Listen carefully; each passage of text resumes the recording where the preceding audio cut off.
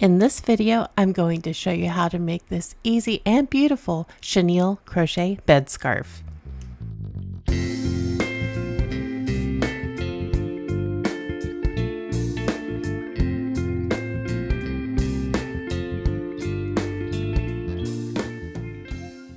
Hello everyone, welcome to the Daydream Bed Scarf video tutorial.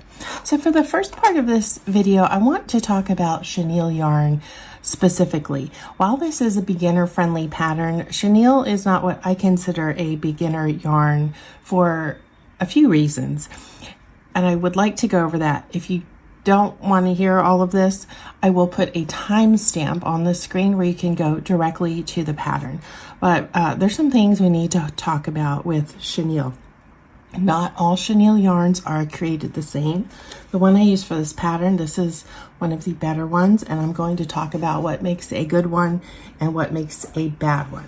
Now, we love chenille yarn because it looks so velvety. It's very soft, plush looking. It feels wonderful against the skin, and it's something you just want to cozy up with, right? But the issues are, first of all, the structure of the yarn. These yarns are not like our typical ply yarns that have several threads kind of spun together. The everyday acrylics you might use, some of the beautiful wools and cottons, those are a completely different animal than chenille. So chenille is a, think of a thread, like a needle and thread kind of thread, that really thin string, just thin that you put on a needle. You might use in a sewing machine, that type of thread. And the fiber is connected to that, thus making it less stable when it's frog. So the stitches pull apart, and here I've got one that's, see the thread underneath there? Very thin, and the fiber is connected to it. This causes issues when you have to frog it, and whether you're a beginner, expert, frogging happens. You get distracted, you miss a stitch. Stitches are also a little more challenging to see with this type of yarn. And what happens is the thread here tangles. And can you imagine trying to unknot thin string like this? It's incredibly frustrating. And many times you'll find you just have to cut it and then start working from an untangled area of the yarn. So you're wasting your yarn in the process. Now, this one from Premier, I find that if I need to frog it, I can frog it 2, maybe 3 times very gently, and it doesn't lose its integrity like some of the other brands of yarn. Right, these bald spots look awful in your finished item. There's not really a way to hide it. They're going to show up. Now this pattern solves the problem of hard to see stitches. So I created it to make it a beginner friendly pattern. I had to play around a lot with hook size, with the actual stitches, so that it would come out to be a really pretty home decor style item. Now, if you have other challenges with chenille, I'd love to hear about it in the comments. I think I've addressed the main ones that bother us as makers. But we are going to end up with a really pretty bed, either a bed runner or a bed scarf, whatever you like to call it. And I have in the pattern, you can adjust the width that goes across the bed. I don't know if we're going to call that length or width. I'm calling it the length that goes across the bed. And then our starting chain is the same for all sizes. And then you just adjust if you want it to come to the edge of your bed, or if you like a little bit of a drape over the side.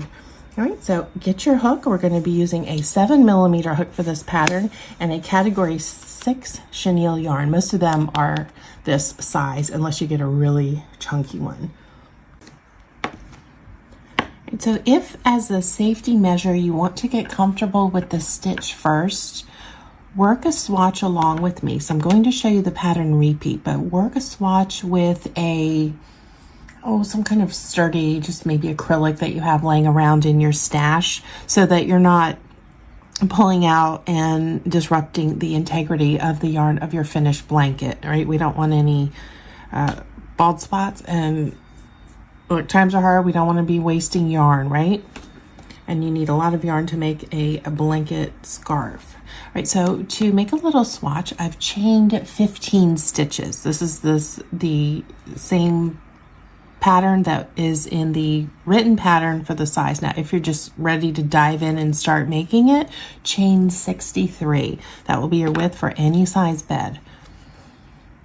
Now, skip the first chain, go into the second stitch and work a single crochet. Now, this is a modified moss stitch, really simple. Chain 1,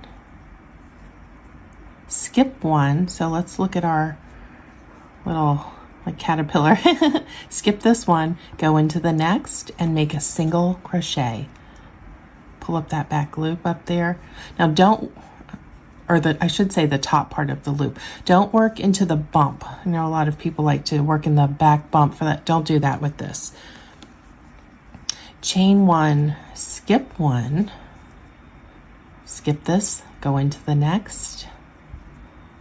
Keep stitches nice and loose. We want a beautiful drape. Chain 1, skip 1, go into the next. Okay, so I'm going to keep doing this to the end of the row. Chain 1, skip into the end.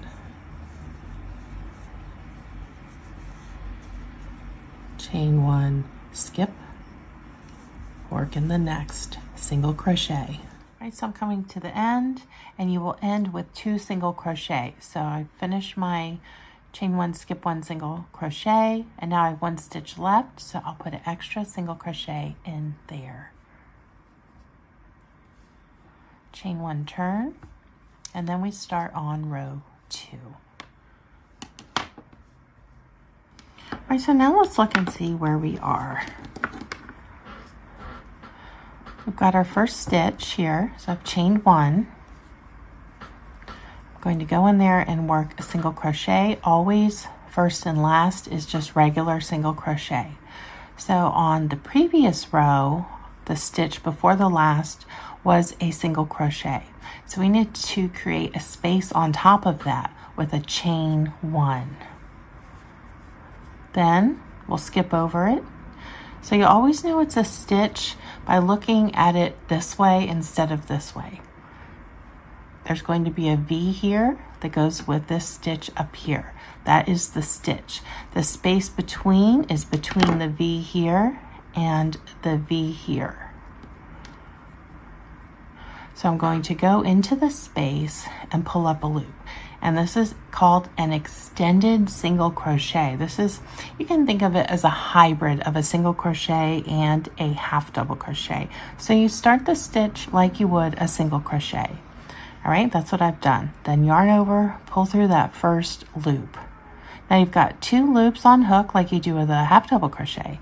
Yarn over, pull through 2. All right, and then here we've got the V. What's my cat doing?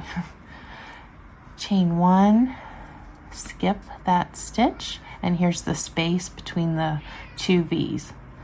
All right, my cat gets a little jealous when I'm distracted by other things that aren't him. All right, so I've chained 1, and now I'm looking for my next chain 1 space. So here's my B, and then here's the space. So again, let's work an extended single crochet in there. Draw up a loop. Yarn over, pull through 1, yarn over, pull through 2. Chain 1, and then skip this V here, that stitch, go into the next, and another extended single crochet. V here, so we're going to do a chain 1 and skip over it, then find that space and work another extended single crochet. Chain 1, skip this, and there's my space, extended single crochet. Chain 1, V, so we've got chain 1 space left and the last stitch. So we'll work 2 stitches at the end. First, extended single crochet, and then always start and end with the single crochet.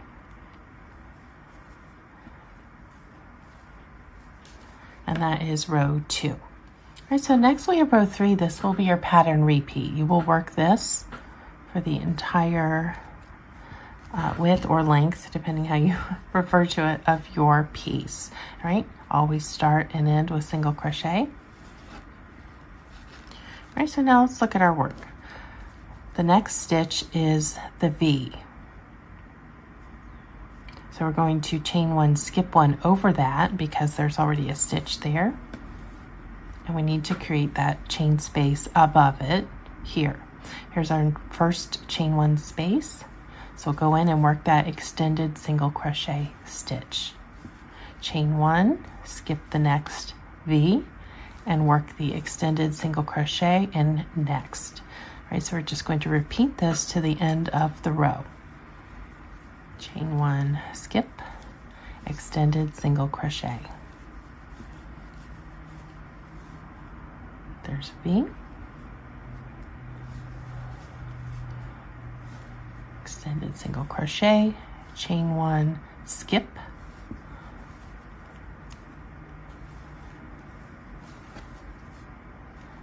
chain 1, skip,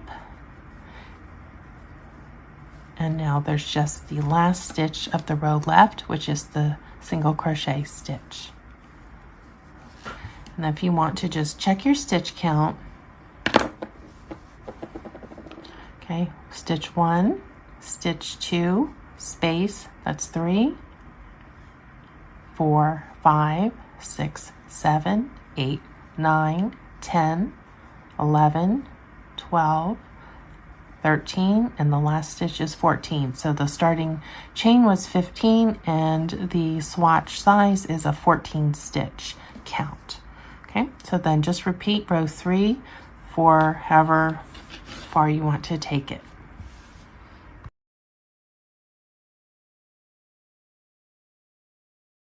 All right, so I've reached my length. My length is for a queen bed and I've made it 96 inches long or across, but I'm calling the shorter part, your starting chain, your width.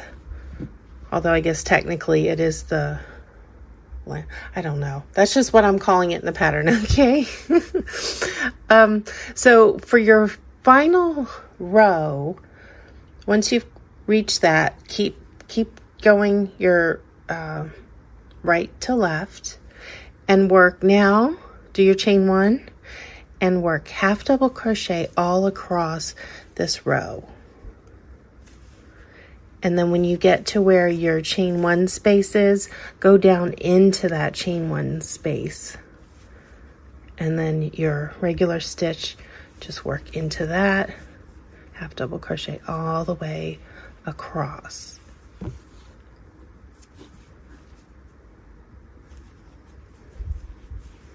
Just like so. Nice and easy.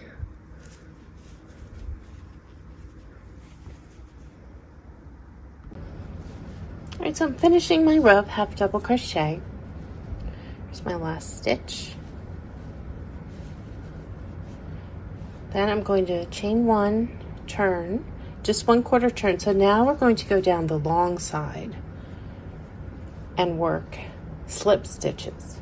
So I'm off camera here, I'm so sorry. Go into the stitch. Now kind of space these so that you don't have any flare, that you're staying flush with things. Whoops. Not too tight. Pull through. Next stitch. Gonna get that hook in there, find a place for it. Slip stitch. Keep my loop not too high, but high enough that it's not going to pucker. Don't want to pucker on our bed scarf. Left. And you can just, now this is where you might have to frog at some point. So work a few stitches, see how it's looking with your spacing and your tension, and see if you have to adjust. All right, that already looks like it's puckering a little. Gently pull it out. So I need denser spacing of my slip stitch. Pull up, pull through, pull up.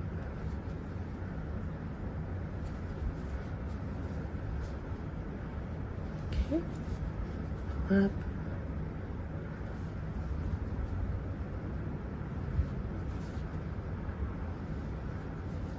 Like so. I've got a long ways to go, so I will meet you when I get back to the end of this.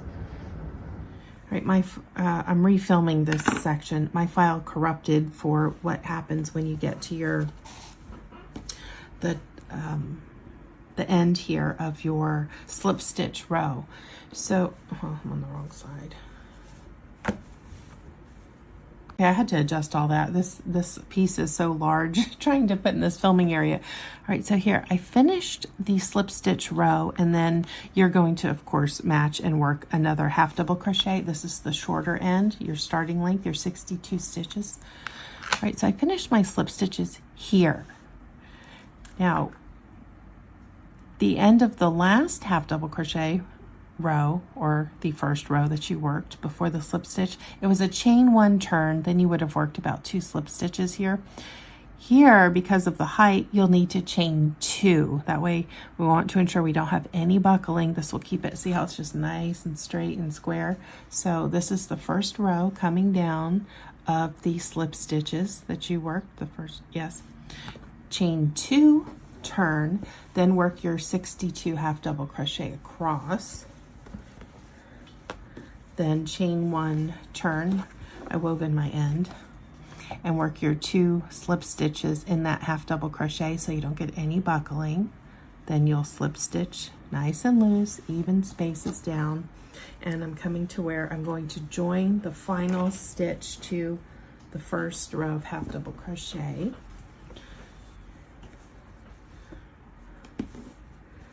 So at the very end, once you've completed your second row of slip stitching, you'll see you have your little kind of gap here. So this was chain 1 half double crochet, and you look at the spacing here, there's 2 stitches. So you're going to work 2 stitches into the side of that half double crochet, and it should line up perfectly.